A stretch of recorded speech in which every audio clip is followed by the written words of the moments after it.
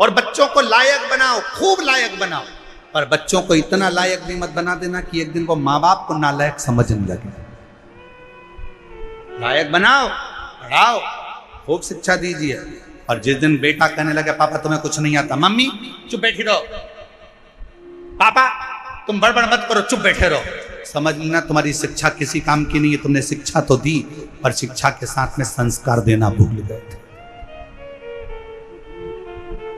जिस दिन तुम्हारी औलाद, तुम्हारा पुत्र ऑफिस में तुम्हारा रुआब है, नौकरी में तुम्हारा रुआब है, घर जाने के बाद तुम्हारी औलाद तुमसे कहे पापा तुम चुप बैठे रहो, तुम्हें अक्ल नहीं है, मम्मी तुम चुप रहो, तुम्हारे को कुछ नहीं आता है, मम्मी चुप रहो, समझ लेना कि तुमने बच्चों को शिक्षा तो दी पर संस्कारों से जोड़ नहीं पाए।